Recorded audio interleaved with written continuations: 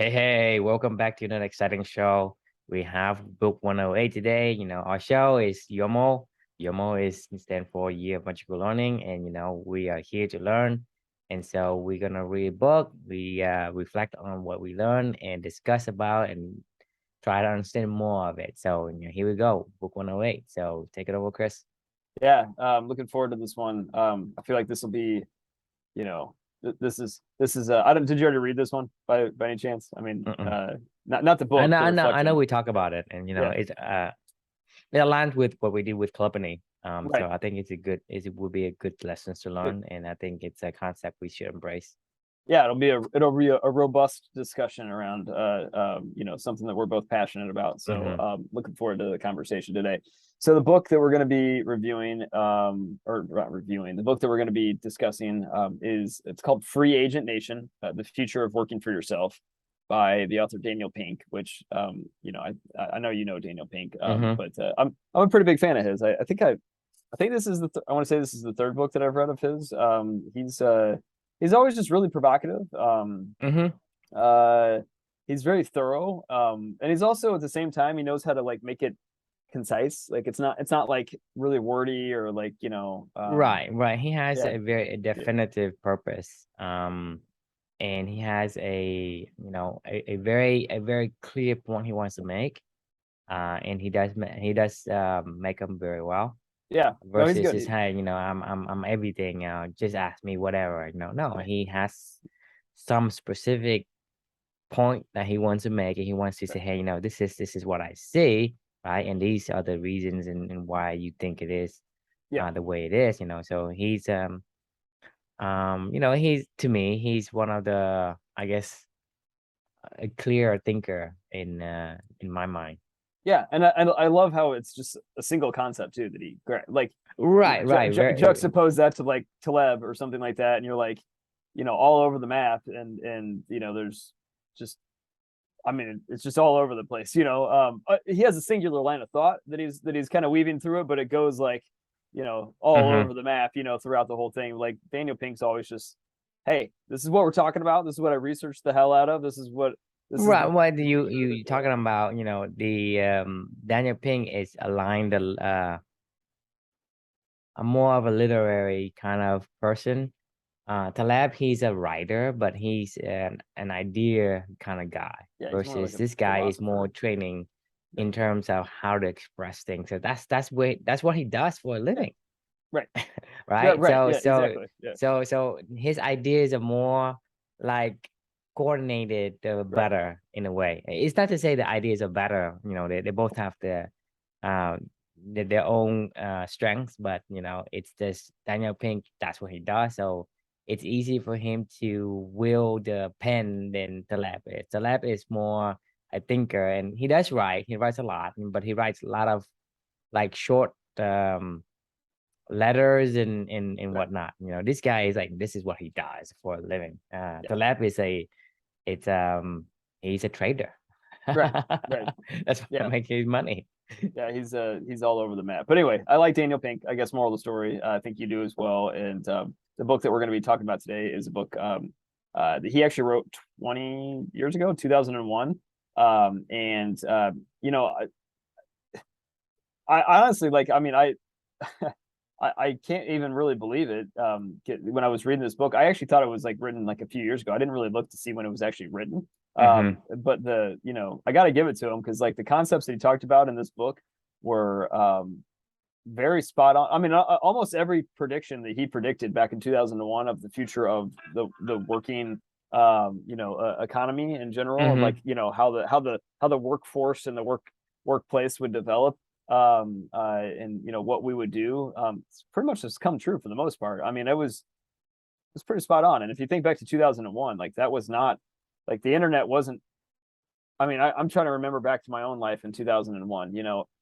My dad was in the technology industry, so we had like nice PCs and CD-ROMs and things like that, and burners, external driving burners drives, Hmm. and crap like that. Back in like the mid 90s or something along those lines. But like in 2001, like I don't know. I still had a desktop. I went to college. My first year in college was 2002. I still had a big old desktop that I had to log into there because everybody had a desktop. Like, I mean, we didn't even have laptops. Like, we didn't have, definitely didn't have smartphones. You know, I think Blackberries were maybe like in the early stages at that point in time. Like, so I mean, the whole idea of the remote working world, you know, wasn't easy to do back then, and he really kind of nailed it, honestly. So, Hmm. I mean, I yeah, think he wrote it the book when you know, having remote work wasn't a you know, wasn't prevalent, you know. So right, it's not to say that there isn't any. It's just saying that, you know, these are like the minority, so rare in terms of who's working remotely. And for him to say, well, this is going to become the future, that's a pretty accurate prediction.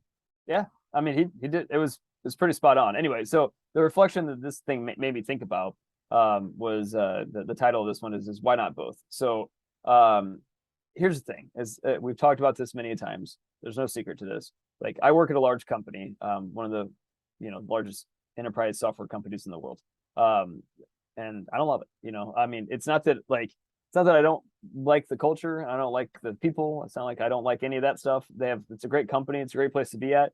But like, the truth of the matter is they don't know me at all. They don't, you know, all these things that we talk about in my values through this whole entire journey, and our values that we care about in Clubany, and you know, they don't give a shit. And that's not their fault. That's how it's designed. Like, it is designed to be like, hey, this is our mission, this is our values. And you know, you put on that jacket when you walk into you know, it's like a Letterman jacket of like, this is, I'm now like, you know, a new cape of like a new person, right? Like, I gotta Mm-hmm. check my identity at the door, basically, and walk into here and to be who you want me to be, for us to make this super organism get to where it needs to get to, Yes, right? And you gotta get into the role, right, yeah. I mean, right? it's literally like putting on a costume or something like that. It's like, you know, a whole nother set of skin, you know, Mm-hmm. because it's not how I feel inside. Like, I mean, it's not how I want to express myself. It's not what I would call meaningful work.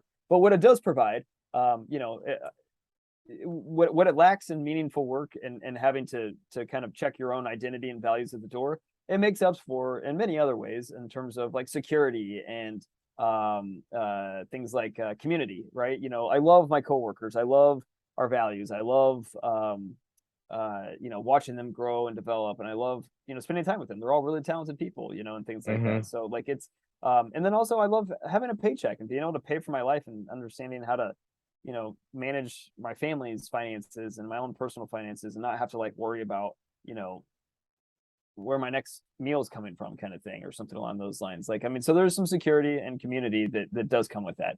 Now, on the other end of the equation, you have the free agent, you know, lifestyle, right? Like that seems like that solves all the problems, right? You know, you get the meaningful work. Like, you get to be Chris, and you get to be true, and you get to go do the things you want to do that matter to you, and you get to go produce meaningful work that matters to you. Like, that's what it's all about, right? If you're going to do work, you better do meaningful work. But the problem that you get on that side of the equation is you lose the community, you lose stability, you lose the meaningful relationship side of everything, right? So you have corporate America, where you lose your meaningful work. You have freelancer world, where you lose your meaningful relationships, and you lose your Mm-hmm. security, and and other human things that matter, you know, to being a robust human being. And it sucks. You know, so there's no perfect solution here. And so my question, and the question that you and I have had, our beautiful question together, is why can't we have both? Like, why can't you have an environment where you still have community and security, and at the same time can still produce meaningful work? It doesn't seem that crazy of an idea. Like, you know, to do Mm-hmm. what you want to do, that what you care about, but also be around other people that matter, and you have the security, and you have you know, people to share this stuff, to share this life with, you know, because like, all of these things are important, right? Meaningful work and meaningful relationships. So you and I, what we've taken that idea and turned it into is something that we call Clubany, which is all that wrapped into one. And it's something that, you know, is our kind of beautiful question that we've been working through. And I feel like we're getting somewhere. We have a long way to go. I know you and I Mm-hmm. are both passionate about this, but you know, yeah, I mean, I feel like we're doing some amazing stuff here. And as I wrote on the bottom of this, you know, like, we're on to something.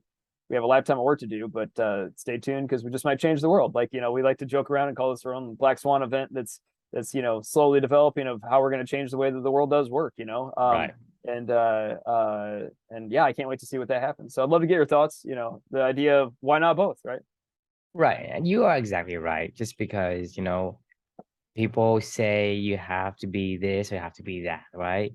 Uh, they give you an option, right? And the option is you either have your community, but you have no identity, Right. or you're gonna Yeah. have your identity and no community, right? And these are the options they give you. It's always this binary, these opposites, these Right. extremes. Like, and in reality, there's no such thing as black and white because there's so many gray areas. There's so many like mediums and whatnot. And so you have to find the perfect spectrum for you in between those two. Because for people to thrive is they have to have both, right? It's not about why not be both. It should be both, Yeah, yeah, right? yes. You shouldn't have to leave one at the door, like to go to work every day. I mean, like that's just not cool. Like, and I mean, oh, sorry, go ahead. Yeah, I don't want to interrupt you. Yeah, keep going. Right. So it's one of those things where I think the I guess the needs and demands are basically being I guess pushed, and more people are creating like entities like company, for example, to address and to you know kind of like make these things work. Right, Because back in the day in 2000, when you become a consultant, for example, right, you can't get healthcare just because no one's offering any individual healthcare. So more and more groups like this are actually popping up and start catering to the needs of these freelancers. freelancer, Yeah, where you're talking about, hey, get the freelance together and form your own um more like a loosely attached group. Saying, right, we're still a group like a union would be, and I can use the power of the group of a quote unquote right, union or whatever you kind of call these groups. They're not union. They're just, hey, we just band together and say have freelancer insurance, for example, and then it allows um when it allows these freelancers to have the freedom that they wanted, but also have the like the healthcare, for example, the right. healthcare, the Security. security, Yeah, the water cooler, the sounding board, right? So more and more of these entities are popping up, and right, because people really wanted to have that identity, because for so long we have been suppressed, we have been taught to suppress our identity, and now it's making a big resurgence, just because you think about having so much pressure, putting a lid on something that is kind of like push, in a cooker, a pressure cooker for so long that it start to bust, and it's busting now, right? Because now you look at the millennials, right? They don't want to go and work for a company. right, Right now, there is a great, they call it a great resignation. There's a great shortage of talents, and and then also another view that you can see, another trend you can see is that um a lot of the young guys, for example, like me, myself, would be, we start at the beginning, and we start working for corporate, and then we make really, really good money, right? But then once we make really good money, we start to start to branch out on our own and make right, less money, right, right? So you go uptrend, right? You upgrade trend in terms of how much you make, and then suddenly you drop because we think that's the only way to get our identity back is to have enough money, enough nest egg to break right. free, right? And that's what Yeah, we do. Saying, hey, when I make enough money, I'll do my own thing. I'll be freelancer. I'll be, just like people say, when I retire, I will do this, I'll do that, do whatever. And to me, that's one of the way we trying to escape. But a lot of times society keep pushing the retirement age to much yeah. later, I and mean, so you have retirement's a barely like stupid thing anyway. Like, I mean, like, you shouldn't ever have to retire from anything, you know. Right. I mean, like if you're doing something you care about, do it for the Yeah. rest of your life. You know, like one of the reflections from Thirst, the book, you know, don't be afraid of things that work that doesn't end, you know, like, I mean, Hmm. you know, we want work that doesn't end. Like, you know, that's what keeps us going. That's your icky guy. You know what I mean? Like Yes. it's all the stuff that we've talked about, right? Like, I mean, I don't like my dad just retired. He's 65. He worked his whole entire life. You know, he's a baby boomer and he just retired this year, like in January. And, you know, I was blessed enough to spend 3 weeks with him the past 3 weeks, you know, Hmm. at their house when our AC went out, you know, with our family and you know, seeing my dad like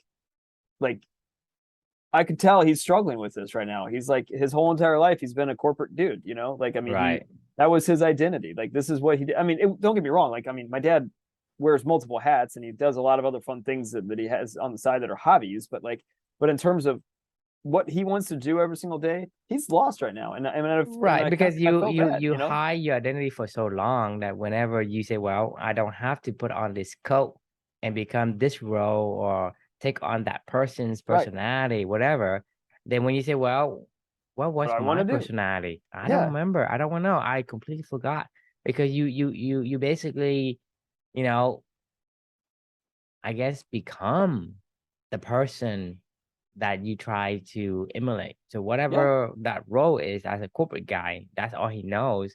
And so now that he doesn't have to put on that coat anymore, he completely forgot the kind of person he wanted to be. totally. Uh, I mean, I asked him that. I flat out asked him. I was like, Dad, what do you like to do? And he's like, well, I don't know. And I'm like, because he's trying to find a job right now. Like, and I'm like, what do you want a job for? And he goes, I'm just bored. He's like, I don't know. I want to go do something. And I was like, well, like, what do you like to do? And he's like, I don't know. And I'm like, I'm like, yeah, I'm like, Dad, that's like, start there. I was like, don't look for a job and try to just, you know, just so you can have something to do. I was like, do what you like, and then the job will just come. You know, like, I mean, it'll naturally align. I was like, tell me, I mean, my dad has a lot of like random hobbies that he does, right? My dad loves scuba diving, right? So, hmm, I mean, I could see my dad going to teach scuba diving lessons or something like that, you know, at a right. local scuba diving place and you know, doing it for free probably. He would probably love to do it just for free so he can get his own, you know, dive time in and, you He know, won't get whatever. bored. And then he'll never get bored, but then maybe he ends up buying the place or something. Maybe he ends up, you know, starting his own little class or Yeah, whatever. Or maybe he I goes down to mean, Florida and he becomes a scuba instructor down there or something. I mean, I don't know. Like, just do what you like to do, and it'll guide you to where you want to go. Like, as long as the work is meaningful, you can do it for the rest of your life, you know, kind of thing, right? Like, um, that's exactly right. Just because, people like that's what I'm saying is, people have this notion of, when I retire, or when I have time, or when I get to this point, then I will do things that I want to do. And to me, that's the wrong way of thinking. Because I am very, very sure up to this point now in at a stage of my life, I know for a fact that if you do something that you really like, right? No one can compete you in it. No one can spend more time than you in it. It's not possible for right, someone to not like it right. and be out play you in the things that seem to play to you but seem like work for others. It's just not Right. possible, right?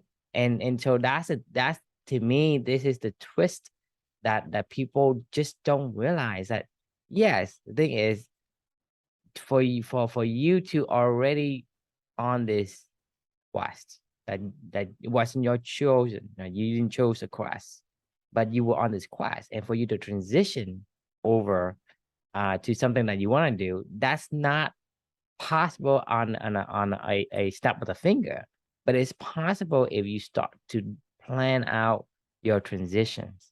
But you can transition immediately. You don't have to wait until when I'm 40 or when I have this much money or when I'm retired because by that time you completely lost touch of who you are, Right. who you were, and then you basically get to the point where you completely lost. I And when mean, you're lost, you get depressed. Man, we talked about this yesterday. If you lost, you're depressed, right. right? And when you're depressed, they give you drugs. That's right. I mean, it yeah. just I it mean, just never ends. I mean, so you're going to be able, you're not going to be able to get out of this conundrum. It's just because Well, you can. The sad part is it's probably with an atomic blast that'll wake you up. Otherwise you're like you said, like you're probably stuck in this. Like, I mean, because I don't. How rare do you think it is for somebody to just have a paradigm shift on their own at that age or at that certain point in their career? I mean, I like don't think how often do you anyone, think that I happens? don't think anyone can have a paradigm shift unless there's an external factors that actually resonate with the thing that you do. And for that for two frequency to match up perfectly at the right time is super rare. I agree. I mean, it's like that book, Late Bloomers, that we talked about, right? Like, Mm-hmm. it's like you might have those people were just doing meaningful work their whole entire lives, and it didn't all kind of come together until later on. Um, but at the same time, like it, it's, most people give up. Like they're like, I need security. I need, to be able to. I want to be around people. Like I don't want to be Vincent Van Gogh. I mean, that's what you get when you become Vincent Van Gogh, right? You chop your ear off and kill I yourself or mean, the whatever the thing hell he is, did. Vincent Van Gogh didn't even want to be Vincent Van Gogh. Right, right. Because you think Yeah, about, I that's mean, hilarious. You're do right. And people you talking know that about, Vincent Van Gogh has a tough childhood? yeah, it was awful. Yeah, his life is awful. He can't do shit. He can't do anything. I mean, everything he does is subpar, right? Yeah, And is famous only because he spent so much time painting, because not because he because has he a was talent that is above average. right. He was good because he spent so much. That's the only thing he could do with a reasonable a talent, right? It's not even a talent of painting, right? He Right. paints so many. Is that his number Sheer of volume. hours, his Right. sheer volume that make him who he is? And the only reason why he can do that is because he likes it, Right. and not It because was the he's only it good was the at only it. thing that he liked. It's like that was his meaningful work that kept him from going That's crazy. his outlet Right, right. of keeping himself busy, right? Keeping himself alive, really, what it was, because clearly without it, he killed himself. You I know what I mean? mean, Like, same thing with Charles Darwin. right? When Charles Darwin is not like the genius, right? His cousin is like a prominent doctor. Okay, his dad was a doctor, right? Charles Darwin. You read his Mhm. biography, right? His dad was a Yeah, doctor, and origin of his dad species. wanted Yeah, him to be a doctor as well. He couldn't make it. He couldn't do it. And then his dad wanted him to be a priest or something, right? In the church. And he can't even do right, that, right?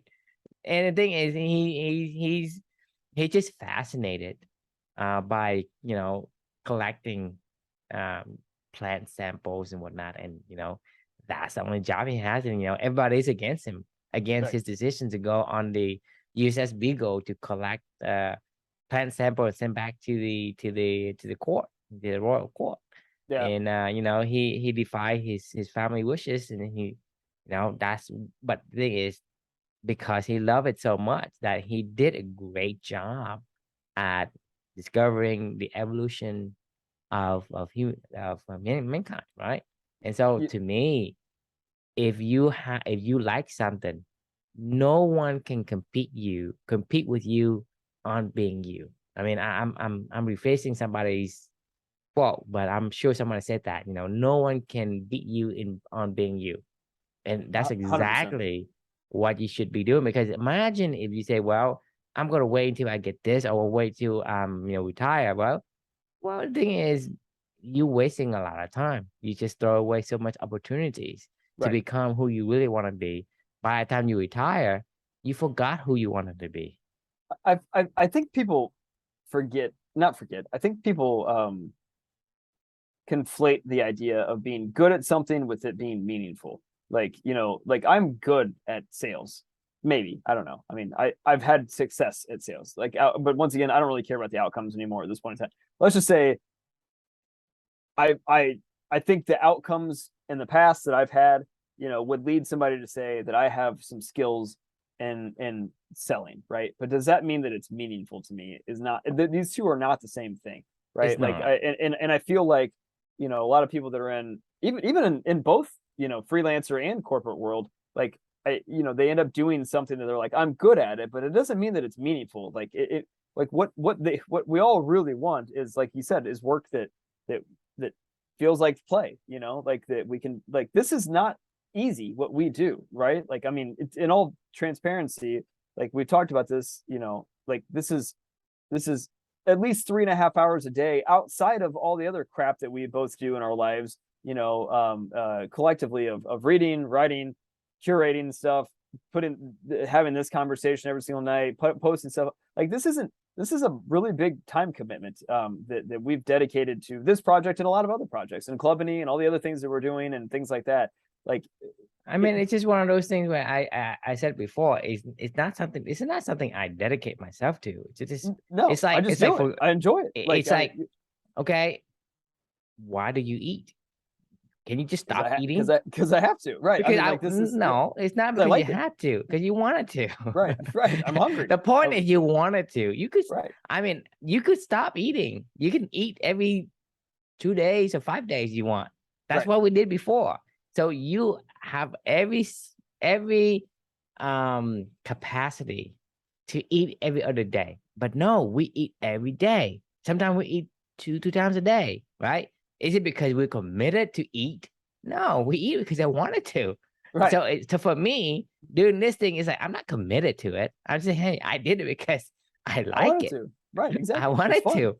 I'm not dedicating anything to it. I'm not saying, oh, I'm putting effort. It's like, okay, fine. Then if you say, well, you're putting effort into it, then stop eating.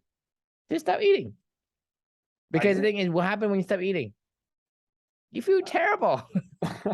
Well, yeah, you're right. Yeah, I mean, right. Like, so the thing is, when you like something, you stop doing it. It feels terrible.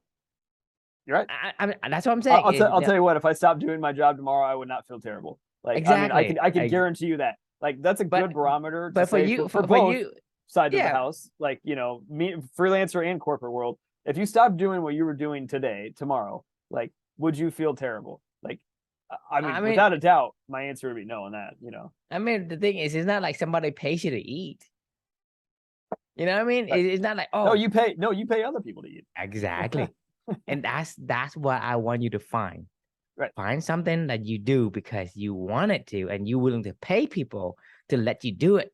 But then the question then becomes, well, that sounds great in theory, but how do you do that, right? Like, I got to pay my bills. I got, you know, like, we're not living in utopia, la la land or whatever, like, you know, and that's where Clubany comes into play, right? It's a mixture of giving people that freedom that and security. We are going to try to answer. That's our beautiful question: is how do you do all this stuff and make it sustainable, right? And make it self-sustaining. To have people be able to have that meaningful work, find meaningful work, and then live that meaningful work, but also still keep the security and keep the community around and create those serendipitous moments where they can all connect together, where these meaningful work projects combine together, and then all of a sudden it becomes like way bigger, you know, and then you know, that happens all over the place, you know, eventually at some point in time. And then you have this great new hybrid work environment where there's all kinds of projects going on all over the place. People feel safe and secure and protected to be able to do what they want to do. You know, it actually reminds me of Iceland. You know, I'm not like one of those people that's like super big into like Scandinavia is like the best or whatever. But I remember I can't even remember the book. I feel like it was an Eric Weiner book. Yeah, it was Eric Weiner. Yeah. When he was talking about like Iceland and the geography of genius, I believe it was. Or geography of happiness or something like yes, that. Geography of happiness. Yeah. Bliss. I think. Yeah. Geography of bliss. And he talked about there's more writers per capita. Like 1 in 10 people in Iceland write a book. 1 in 10. Like, I mean, what do you think that number is in America? 1 in 100. I don't even know if that's true. I mean, like, you 1 in 200. You think 1%? What is 1% of 330? You think 3.3 million people in this country have? No, is that yeah? You think 3.3 million people in this country have written a book? No, it's probably too high. I mean, how many people? How many? Just take a guess at how many people you think have written a book in Probably less America. than 1 million. I don't even know if much it's much less than 1 million. About right. Like, I maybe. mean, that's a like. So if America was in the same keeping as like Iceland, that would Uh-huh. mean that 33 million people would have written a book. In this country. Can you imagine that? 33 million people writing a book. Anyway, the only reason that's even possible is because the government there does support people, and gives them the opportunity to produce their meaningful work, and they feel the liberty to go do so. And if Mhm. they fail, they have a safety net, right? They don't have to worry about, like, if I fail at Salesforce, I get fired, and like then I got to go scramble and find another job, right? Right. If I fail at the next job, I get fired, and I got to go find another place to go scramble and whatever. You know what I mean? Like, Mhm. it's like a never ending. If I want the freedom, if I want the security, right? Like, I got to just keep on that hamster wheel as long as I possibly can to keep fighting for security, basically, right? But on the Mhm. other end of the equation, if I'm a freelancer, I have no security. It is incredibly scary and risky. Like, I mean, to think like I don't want to. Meaningful work's important to me, but also, making sure that my son has food to eat, Mhm. every single night is also really important to me, and Has making a sure that whole my roof wife, over his head, right? right, like I don't know why we have to make these extremities, of the way that work is supposed to be done here. Like, it can be together, and we can find that way, and we're gonna find that way. Like, I mean, mark my fucking words. Like, we will. I know you and I both are in this, until we fucking find a solution going forward, Right. and we are going to find that path. And I think we have a good idea of how we go do that. Now we just need to start to go execute on it. And we, Mhm. we we spent years and years and years formulating this stuff, and talking about these things, and learning and understanding, and coaching and mentoring people and trying out experiments. Like I mean, we've certainly done a lot of work to even get to this point in time to even have Right. a So working so theory. I wanna you kind of pause there for a bit. It's like you mentioned we do a lot of work, but none of these seems like work to me. It's not work. Sorry, we do a lot of activity that's Activity, meaningful. some yeah, just activity. We do Right, activity, but it doesn't feel like work to me. right. And so it's one of those things where, like I said, it doesn't. It's one of those things where we don't get paid for it. We actually even pay people. We actually even pay some of these people We did. We did. Our first to help them ever out. explorer. We paid him to do it. And I'm glad we did, honestly, because Mhm. we're going to pay people to join Clubity. I mean, that blows my mind. If I was hearing this from somebody else, I'd be like, "What's the catch? Like, you're gonna pay me 80 grand a year to just live my values, like, that's it, Mhm. like, and Mm. I would be like, I don't get it. Like, what's the catch? Like, what are you guys trying to do? Nothing. Like, we're just trying to see what would happen if you were just able to go do what you wanted to do, what mattered to you. We're gonna help you first to Mhm. figure out what is important to you, and then we're gonna let you go do that, like, and let's see what happens. Like, what a Right. crazy idea. Like, like, Yeah. I mean, that's the thing is you go back to what I'm saying. If somebody were to give me free food, right? Like, geez, free food, I would eat that every day. I would eat as right, much as I could, right? And so, we, like you and me, every day, and everybody else as well, every day we are dishing out our hard-earned dollars to buy food so we can eat it. right, I mean, it's like you can skip meals, save some money, but you don't because you want to feel good. So you eat, right? So you find the things that people is willing to do without having to compensate you for it. And that's to me is the meaningful work, right? yeah, The work for the activity, quote unquote activity is the work, right? It's work, quote unquote, but it's the activity in itself, the action that you do that yeah. makes it meaningful. We should. I mean, I'm open to, because obviously, as we know, be impeccable with your words, right? I'm open to. Do you think the word meaningful work is the right way to express what we're talking about? Because I know that you and I both know what we're talking about. Hmm. You're right. Like, the word work, like, immediately comes to mind of people like, I gotta go do work, right? Like, I Yeah, mean, I have to do things that I don't want to do for someone else's so that they right, can pay me for it. I mean, the work has that connotation of an exchange of compensation for your values, your values or something that your it's like time, it's yeah, almost like a sacrifice. it is, yeah, You know what I mean? It's like so it's like, hey, I need to give you something that I want, you know, which is my time, right? I give you my time for the money, but Right. I can't have both. And the thing is, we would say, you know, why can't you have both? You should have both, You should have both. I mean, right? it's not hard to have both. It Because would the thing make is, more sense. so imagine a business where I come to you, you give me something and money, and I take it and I leave. What kind of business is that? Is that a business that exists? I don't know. I'm trying to think. Why would a business, So you come to somebody them for a service? they call you, right? They call you, say, hey, you know, True, I have something for you. You come by, you pick it up, and they give you money to pick it up. I don't know. Maybe like American pickers, like, like the people that go, like, dumpster diving and at people's houses for like antiques and stuff. No, no, Yeah. it's 1-800 got junk. No, not 1-800 got junk. But I'm telling you the You're business. saying you're saying that is the business you're thinking of. Yes. Yeah, Because all right, the thing is most of these things is not junk to the people. right, Like, so I like the business 1-800 junk, right? They comes and they pick up the stuff and they take that and re-salvage it and they sell it again. right. That's But what. Well, then the owner also gives you money. you know what? I got to give myself a little bit of credit. That's kind of what I was saying. You know what American Pickers is? No. It's Can it's a you TV explain? it's a TV show on like History Channel, I think, or something like that, where these two guys, like, they're called pickers. They just go into people's properties, like their old sheds and barns and shit like that, and they're like, they find like wheels and oil cans and whatever, and then they offer people money for them and to buy them, to flip them and sell them. Right, but this is not the same thing because it is when I call the 1-800 junk, they come and they pick up the stuff, whether it's a shed or whatever's inside the shed, right? I Right, say, you know, I don't want these gone, right? They take the stuff inside the shed and they put it in a truck. I give them $300. No. right. The owner is giving Oh, you away the shed that's fair. Okay, yeah, all and right, giving $300 to the guy who comes all to right. pick it up. That The makes American sense. picker, they are paying for these things. That's not the same thing. They're still a trade.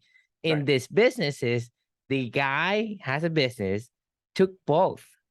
They took the money It's interesting. and the things, and then they go back and they basically take whatever they took away. They say, well, can I use it? And most of the time they use, because the thing is, one man's trash is another man's treasure, It's right? true. So Yeah. basically, I'm saying is there are ways you can align your businesses where the needs and the wants of people can align and have that transaction. You know what I mean? Right. Because Yeah. I want a shed gone because I need the space, Right. right? I need the space, but space is empty, negative, right? Right. So somebody say, well, I have a shed or I have some roofing material or I have some things inside the shed that's worth something, right? Maybe I can reclaim the wood and sell the wood as a reclaimed wood or whatever the case may be. Yep. That's still money. But then I'm also paying the guy to come and give me space. So Right. you think about it, there's always ways you can arrange the needs and want of people so that works. That means that you can have both your free agent nation and you can have the community as well. You can have your cake and eat it too. Like we talked about, don't eat the frog, eat the cake, right? It's like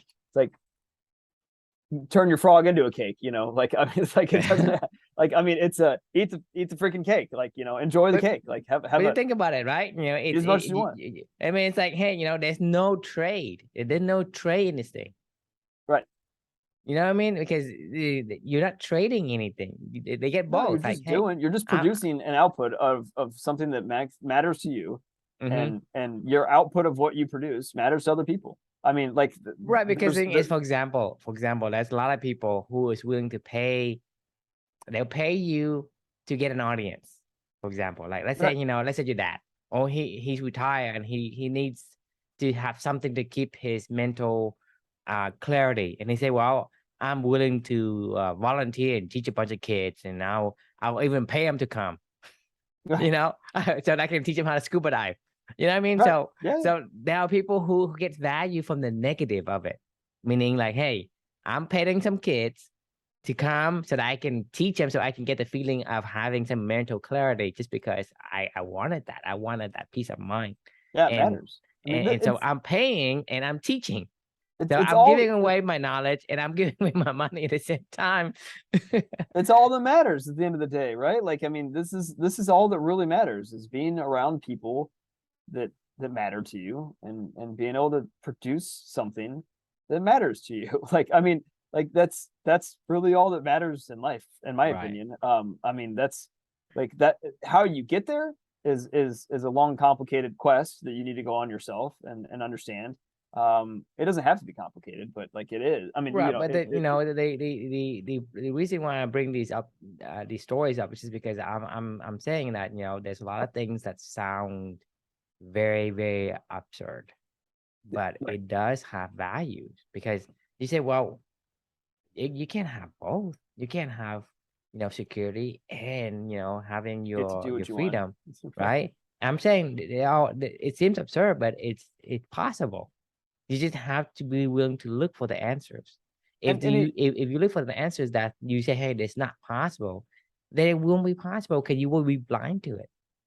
and to see the work world differently too. Like, I mean, Mm-hmm. because right now, what matters for every single person. I mean, that was one of the key findings that led us down this road too. Was like,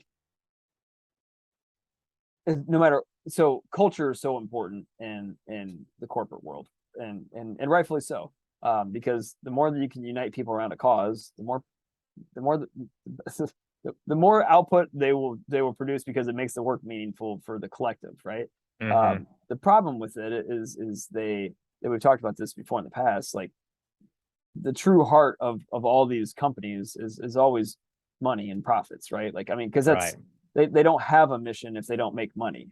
So no matter what, when push comes to shove, like they have to Yep. go, like they have to. That's their real true core. I mean, like they're like Mm-hmm. that. Like that's there's no mistaking about that. Like there's no way to get around it. Like Salesforce right now, we're going through a recession. Uh, they're going to do what they need to do to protect themselves, to stay in business. Like all the great stuff that they do when push comes to shove, like for their employees, Mm-hmm. we'll get thrown out the window. Right. And I don't want to. Like nobody wants to. Like we all love working there, but at the same time, like if there is no job to work there, like they can't do this stuff in the future, kind of thing. And they got to protect what they got to protect, and I think we all intrinsically understand that, but you Right. don't really understand it until you have to understand it. And then on the other side of the coin, with the free agent world, like, I mean, it's just all risk. Like it's just all risk. Like, I mean, they're basically just gamblers, I mean, it's a gamble. Like, I mean, yes, you may feel like maybe you have meaningful work. I don't even know that you have meaningful work as a freelancer either, because you're just kind of hunting for work. Any work, like any work is meaningful. You know what I Right. mean? Right. Like, it's a um I yeah, mean, I don't I yeah. mean, it isn't. It is and it isn't, because when you are in a desperate situation, then you will take the work that you don't want to do. Then Right. you basically get the worst of both worlds, right? You Right. get no security and you're doing work that you don't like. But my But God, it matters that much to be able to be free, like but to people have. are willing to take that huge risk to find the Right. work that aligns with them. They say, well, at least if I start choosing, maybe there's a slight probability that I may choose the right work that makes me, very happy and enthused when I work on it. Right. And that's the slim reward that they are But it's even looking worth it. for, and It's worth it though. they are taking the huge risk just to get that, Right. The right? tiny little feeling of maybe this might be more meaningful than having to check my entire identity and all of my life at the door, like Mm-hmm. that. If it's that powerful for It somebody that is. wanted to go do that, like just imagine if you could do that all the time and still have security. Like, I mean, there's people that we've told this idea to. They're like, yeah, I'd do that in a heartbeat. Like that, it makes a million sense. Like to Mm-hmm. and it's and like what I'm afraid of is people going to hear what we're trying to do, and they're going to go, we're just going to pay people to do nothing. And I'm going to say, no, that's not what we're doing. No, Like I'll pay you might you to see do that. nothing. If I I pay will. you, I will bet you if I pay you do nothing, right? You'll be At the end of the 30 days, right?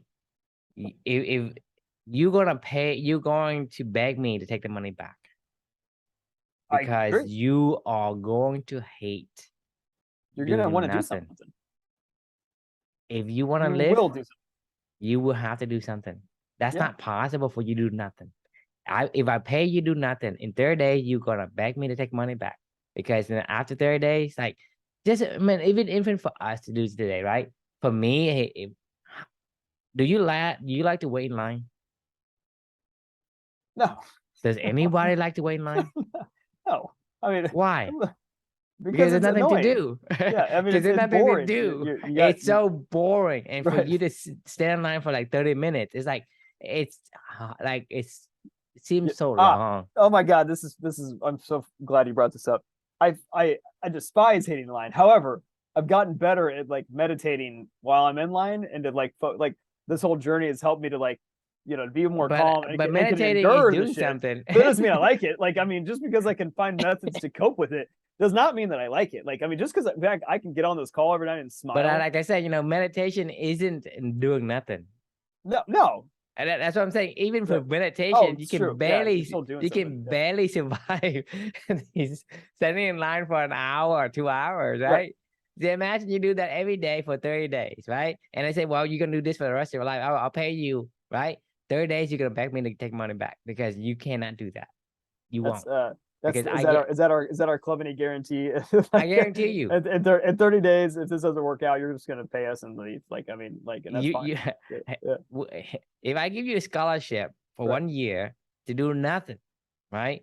And that's what you want to do, and I will take your bet, right? Yeah, I agree. No, I agree with you. I mean, first off, and for the 1 year, you can do nothing, right?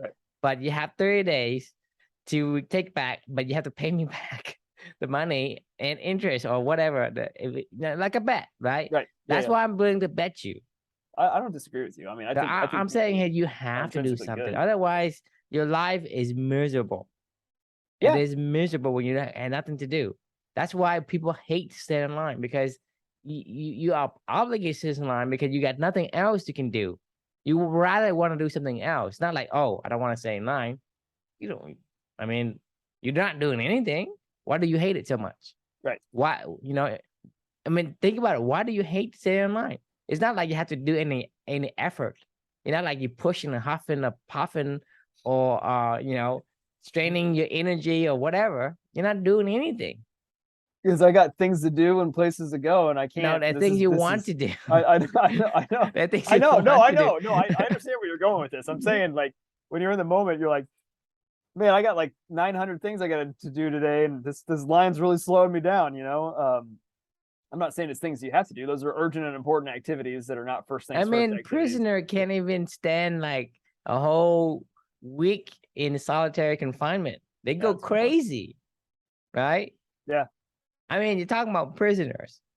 Imagine if you are somebody who is an average American or an above average thinker. It will drive you insane. Why do you think that you and I are like doing this? Like, I mean, it did drive us insane. It is driving us insane. It's you already did your thing, and this is our solution together. It's like there's just so many talented people that are like, okay, I'm gonna say this, and I'll probably regret saying this, but I mean this in the nicest way possible. Like, I love my dad. Like, he's an amazing father, and I'm so happy of everything that he's provided for our family, and he's a great guy. He's got a lot of really interesting things that he's taught me a lot in terms of being an interesting, unique person and trying new stuff and exploring all that good stuff, right?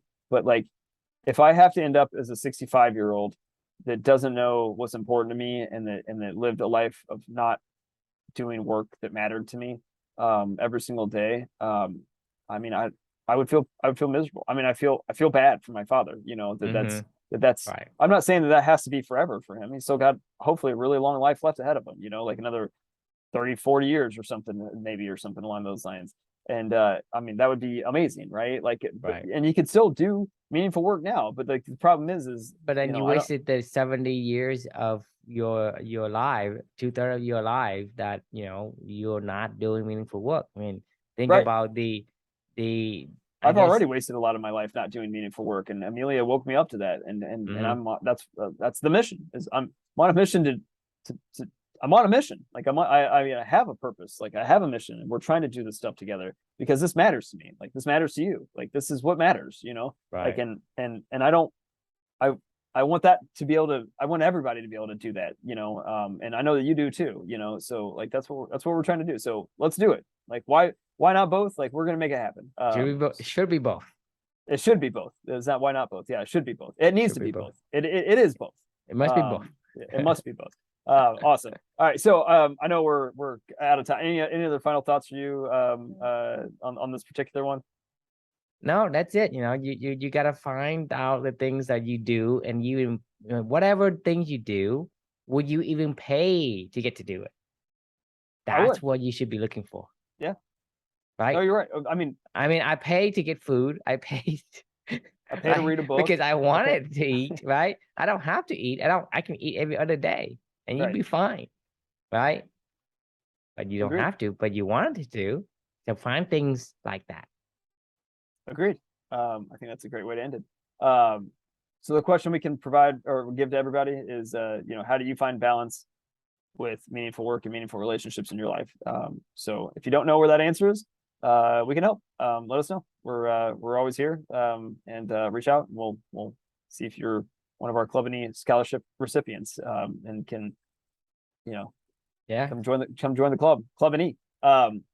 Awesome. All right. Well, thanks for joining us, and we will see you all tomorrow. Sounds good. Bye-bye.